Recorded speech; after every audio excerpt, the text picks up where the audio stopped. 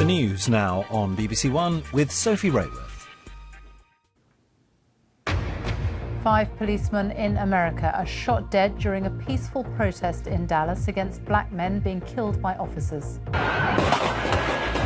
Automatic gunfire rung out in downtown Dallas. At first it was thought there were several snipers targeting police. Hundreds of protesters fled in panic. 7 police officers and 2 civilians were also injured. I was walking, and the sniper just started shooting. Man, like all of the cops were getting shot, man. I just saw cops bending over, man. Like it had to be like 5 or 6 cops, like they was all getting shot down. This is the man now thought to be the lone gunman, a former army reservist who'd served in Afghanistan. The suspect said he was upset at white people. The suspect stated he wanted to kill white people, especially white officers. Tonight, the White House has said terrorism has been ruled out. We'll have the latest from Dallas. Also tonight, the ban on women serving in frontline close combat roles in the armed forces is being lifted. More uncertainty for British steelworkers as Tata puts the sale of much of its UK business on hold. Andy Murray cruises into his 3rd Wimbledon final. He'll face the Canadian Milos Raonic after Roger Federer was knocked out. And the Wales football team return home to a hero's welcome after making history at Euro 2016. And coming up in Sports Day on BBC News, another British stage winner at the Tour de France. Steve Cummings takes stage 7 by more than a minute.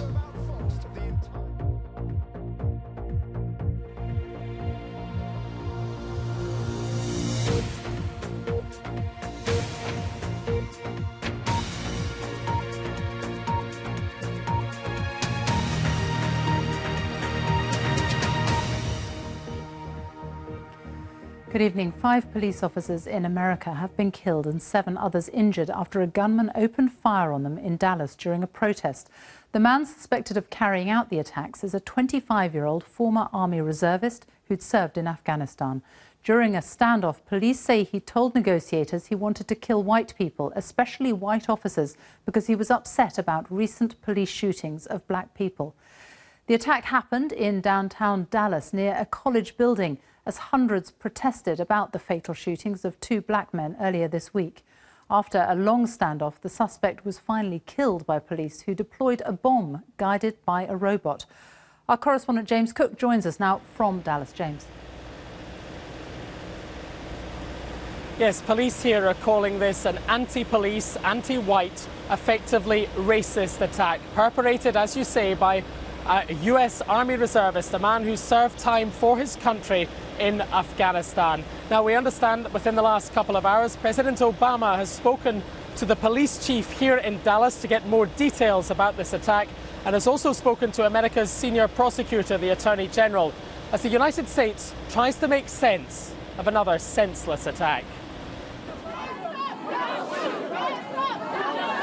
In downtown Dallas, this is the moment a peaceful protest turned into terror.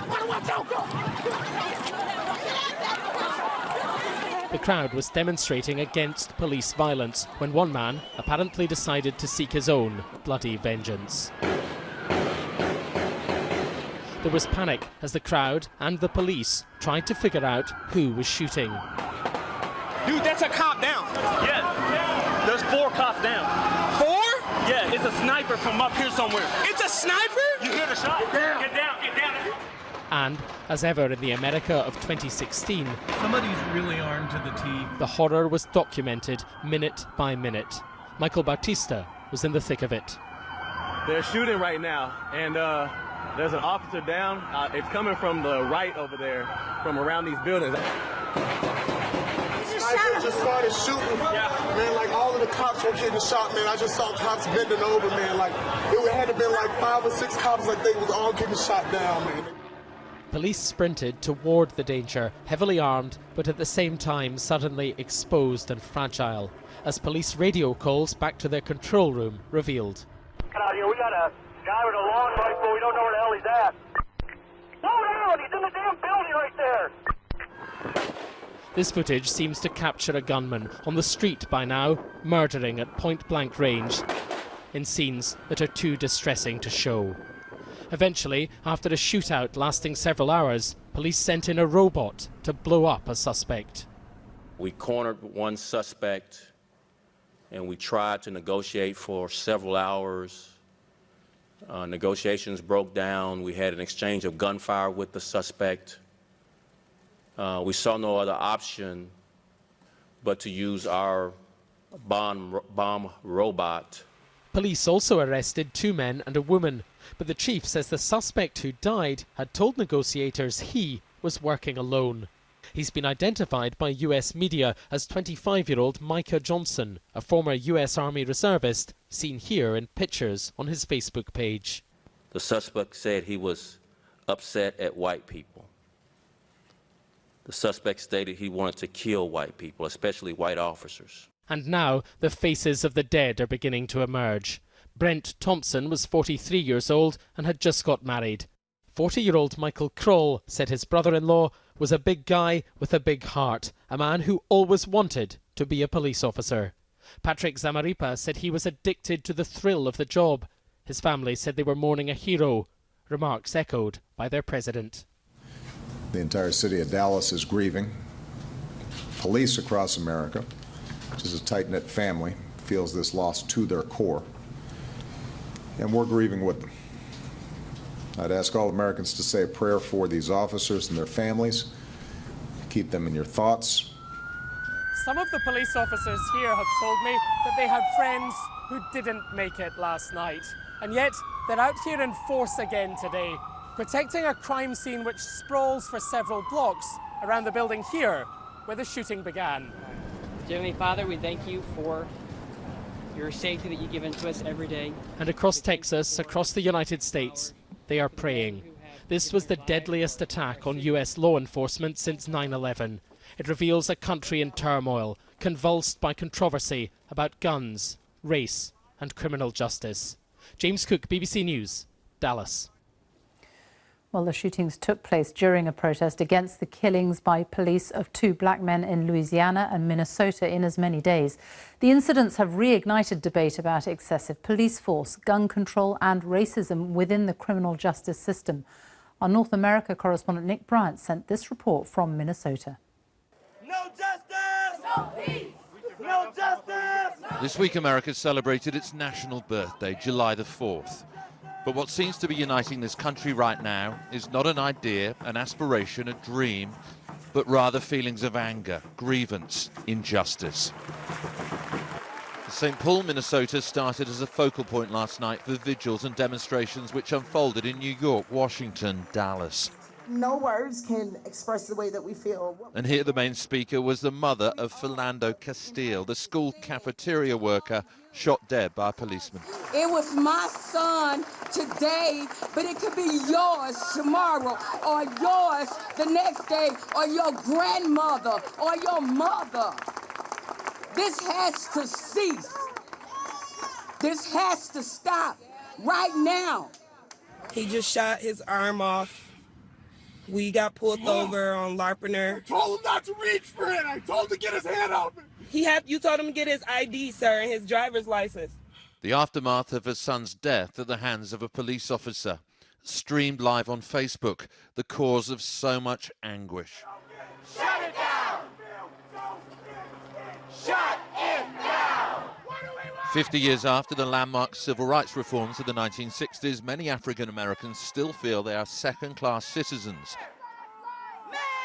It's fueled the Black Lives Matter campaign. We're not animals. Why, in 2016, we're still talking about I'm a man? Listen! Just like back in the 50s, 40s, 60s. Why do we have to keep saying we're human? His life matters. Her life matters, right? The mood this morning in St. Paul was very different.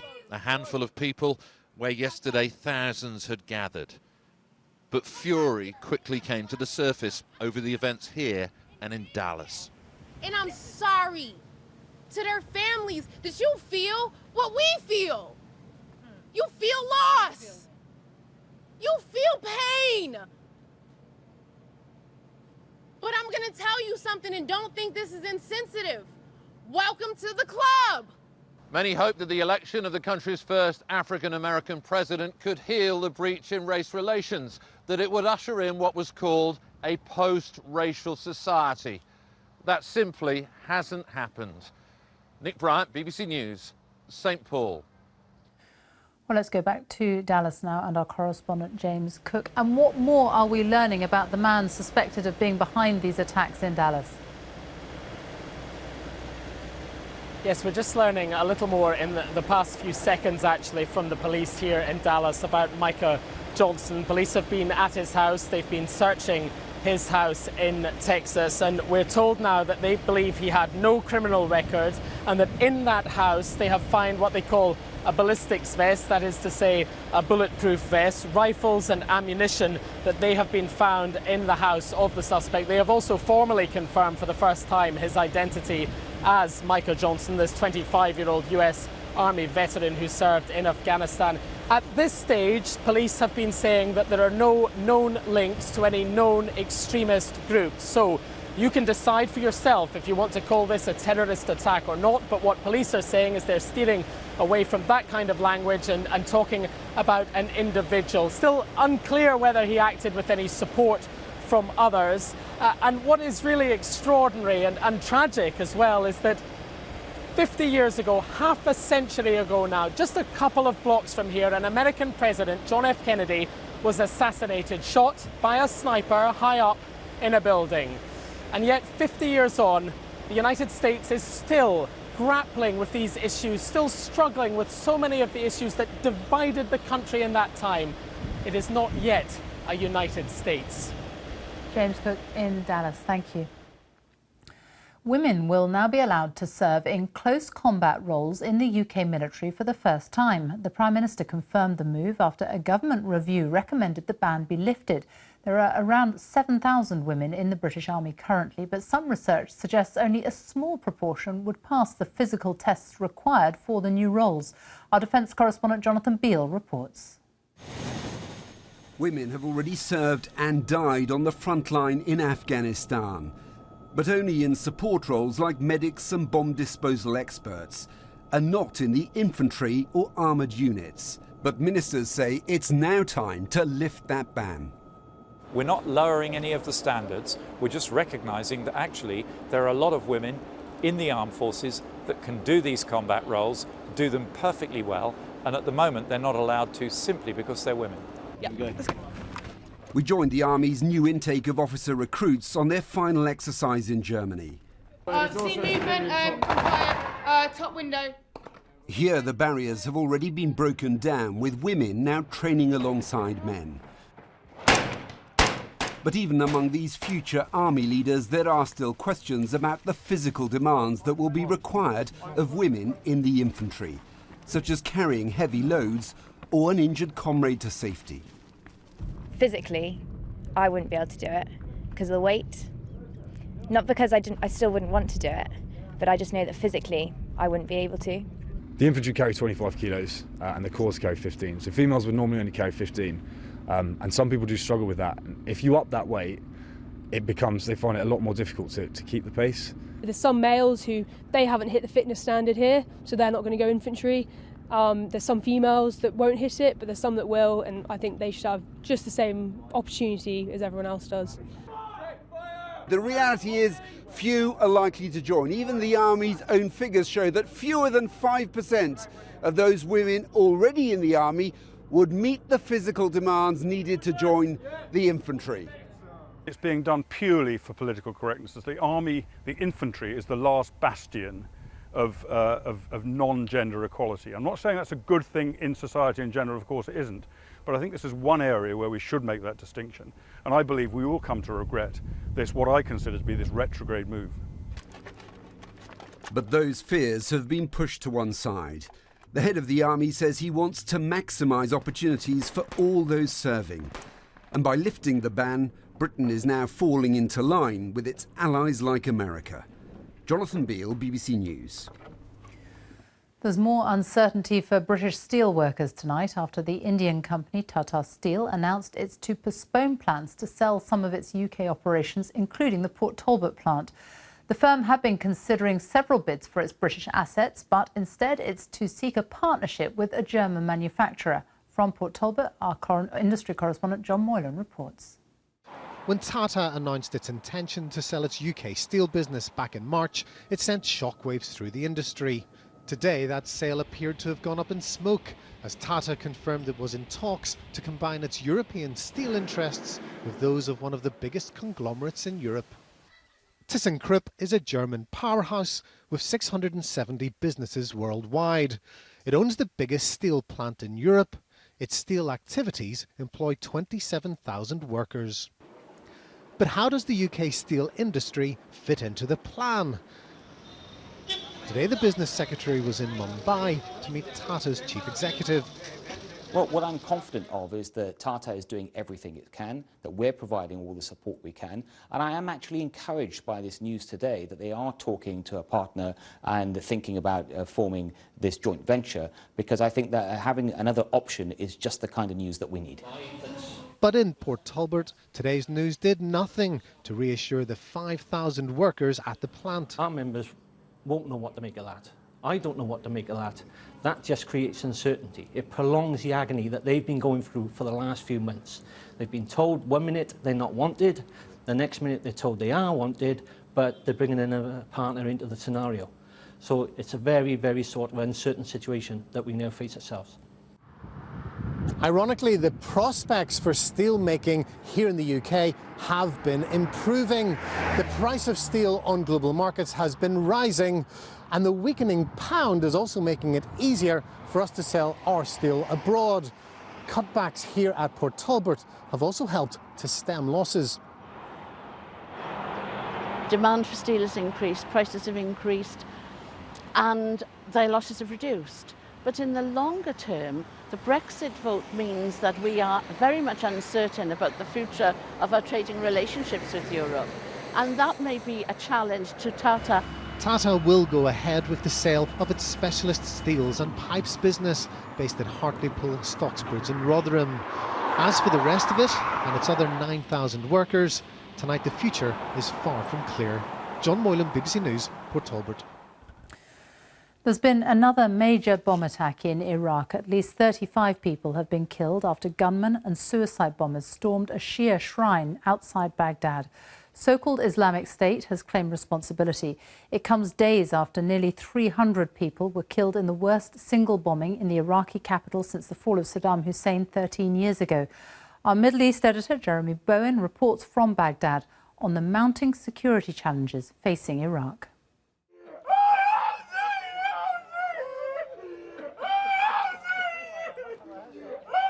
In Balad, the grief was for the dead, because the future is frightening, and because of what's happened to a much-loved shrine. So-called Islamic State says its men carried out the attack, 4 of them, witnesses said, using grenades and guns until they blew themselves up. He pointed out the bullet holes.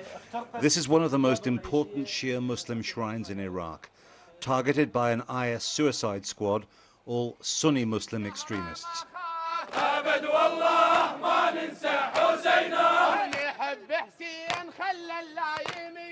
The atmosphere was sad rather than angry, relieved that the tomb of Sayyid Mohammed bin Ali al-Hadi was spared. They said only God has the authority to cut the rope of life. IS wants to cause sectarian trouble and grab the headlines. They're trying to show the world that their state still exists. The more Shias and Sunnis hate, the more power IS believes it can retain. The jihadists of Islamic State have been hitting back hard because they're under attack and they're losing ground. They know that if they are beaten here in Iraq, it'll be much harder for them to hang on to what they have in Syria, and that will be the end of their so-called caliphate. All this, though, leaves the people of Iraq, once again, at a very dangerous crossroads. In Baghdad, Shias and Sunnis prayed together at the site of last weekend's bomb, which killed almost 300 people.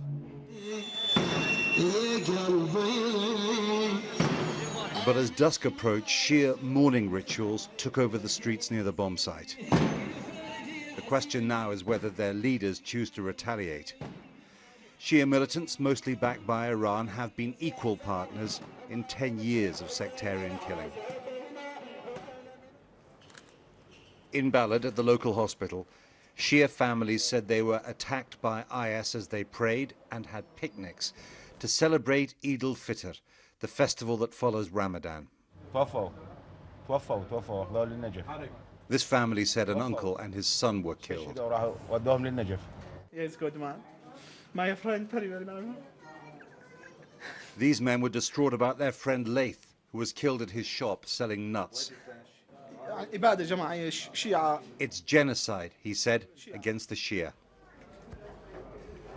The future isn't a place to look forward to in Iraq anymore. It's something to dread for people of every religious sect. Jeremy Bowen, BBC News, Balad. A brief look at some of the day's other news stories now. More than 3,000 hate crimes and incidents were reported to police forces across the UK in the second half of June, around the time of the EU referendum. That's a 42% rise compared with the same period last year. One of those attacks was in Plymouth, where a Polish family had their garden shed set alight. They say they've been subjected to a torrent of abuse since the vote to leave the EU. A man who killed a 79-year-old after stabbing him following a road accident has been sentenced to life and told he must serve a minimum of 10 years. Matthew Daly was found guilty of manslaughter in May after he admitted attacking retired solicitor Donald Locke in Worthing last July. The bodies of 5 people killed at a recycling plant in Birmingham yesterday have all now been recovered. The men, originally from Gambia, died when a 15-foot wall of concrete and scrap metal fell on them.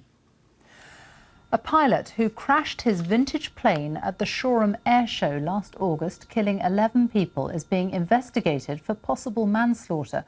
Sussex Police is considering whether there was any negligence by Andrew Hill, a 52-year-old former RAF pilot from Hertfordshire. More than 600 British troops are to be stationed in Eastern Europe as part of an expanded NATO force designed to deter Russian aggression. The deployment, part of a contingent of 4,000 troops, was approved by NATO leaders in Warsaw today. It was the first NATO summit since the Brexit vote, and David Cameron insisted Britain's standing in the world has not been affected. Our diplomatic correspondent James Robbins reports. NATO is stepping up its defences. Last month, British soldiers were among over 30,000 NATO troops training here in Poland to counter what the alliance sees as Russian aggression. NATO leaders at their summit are unsettled by Britain's decision to leave their partner organisation, the European Union. President Obama, meeting EU leaders, called it a critical moment. The vote in the United Kingdom to leave the EU has created uncertainty about the future of European integration. And unfortunately, this has led some to suggest that the entire edifice of European security and prosperity is crumbling. So David Cameron is mounting Operation Reassurance, telling me Britain's allies have nothing to fear. Britain may be leaving the European Union, but we're not turning our back on Europe, and we're not turning our back on European defence and security. Britain is the second largest contributor to NATO in terms of our defence spending.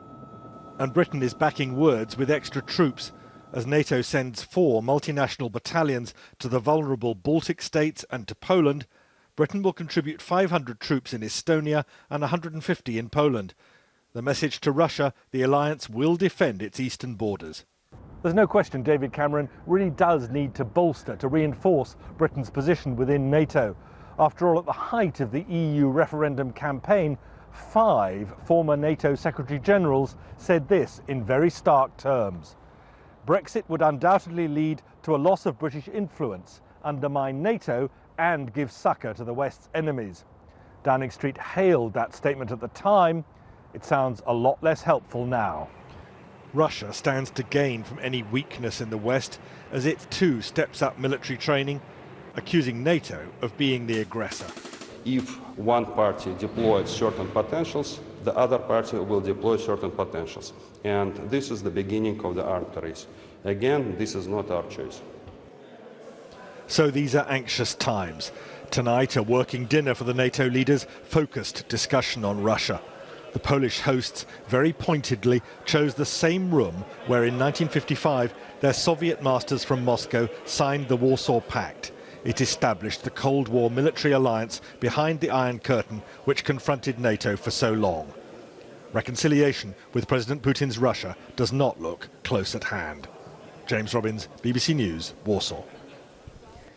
A former model has been awarded more than £70 million in what is believed to be the largest divorce settlement in English legal history after her Saudi billionaire husband divorced her and married a younger woman. Cristina Estrada was awarded the lump sum from the High Court after arguing that she needed the money to maintain her lifestyle, which includes spending £1 million a year on clothes. Andy Murray has made it through to his third Wimbledon final after defeating Thomas Berdych in straight sets. He'll now meet the world number 7, Milos Raonic, in Sunday's final after the Canadian knocked Roger Federer out of the championships in a dramatic 5-set match. From Wimbledon, Joe Wilson reports. Strain and crane to get any view you can. It's worth it to see and be seen near the great man. Andy Murray practiced in public view on Friday. All this clamour is now also familiar. He strides through it. Well, there he is in the middle of all that, Andy Murray, with some close security. Still, no one else was going to protect him on court against Thomas Berdych. And the pair have some recent interesting history. Sorry.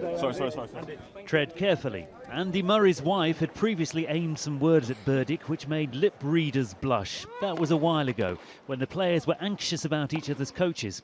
All friends now, and the close quarters stuff went Murray's way.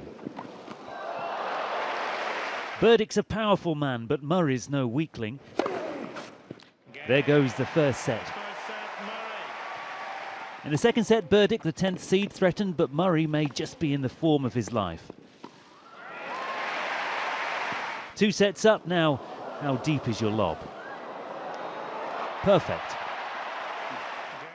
Murray closed it out 6-3, 6-3, 6-3 to reach Wimbledon final number 3.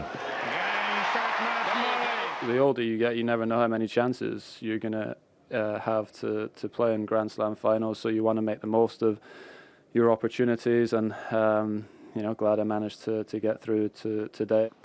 Time, the old enemy. Roger Federer, age defier, was perplexed by his own frailties in his semi-final. He even fell, him, like a white cliff of Dover tumbling into the sea. What a shock. To beat him in 5 sets, Canadian Milos Raonic had to be persistent, and he had to be brilliant. Oh, it's extraordinary! For Raonic, this is all new. Of course, it isn't for Murray, and that could be decisive come their final on Sunday. Joe Wilson, BBC News, Wimbledon. The Wales football team have received a hero's welcome after they flew into Cardiff this afternoon. Tens of thousands of fans lined the streets to congratulate their team after their performance at the European Championships. Wales reached the semi-finals, the first time they've got that far in a major tournament. This evening, players joined fans at a concert to celebrate their success, as Sian Lloyd reports. It was a hero's welcome, a homecoming befitting a team who thrilled a nation, and a chance to say thank you to the fans. Yeah, obviously we're delighted, see how much it means to the fans today, so it's special. Never has Welsh football experienced an occasion like this. History has been made, and memories too. Oh, very, very proud. Yeah, they have been brilliant. They've been brilliant ambassadors for Wales. The open-top bus began to wind its way through the streets of Cardiff.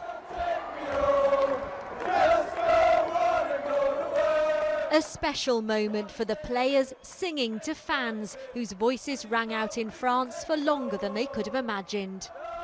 It's what it means to the whole country. Obviously it's nice for us to say a little thank you as well for supporting us and being there with us for the journey, and amazing scenes, and one we'll all never forget. Thousands walked alongside them as they made their way across the River Taff towards the home of Welsh football.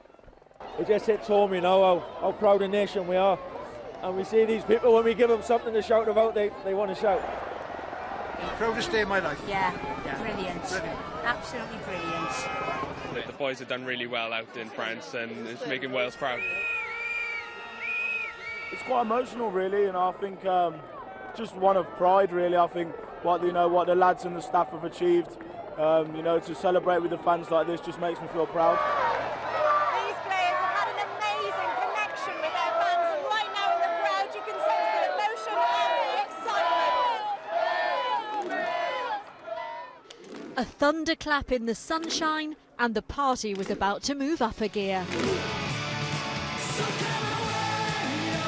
A concert with the manic street preachers, and then this, the moment the 30,000 fans had been waiting for, their team. The players and the nation dared to dream. They hope this will be the beginning of the journey for Welsh football. Sian Lloyd, BBC News, Cardiff. That is all from us. Now on BBC One, it's time for the news where you are. Good night.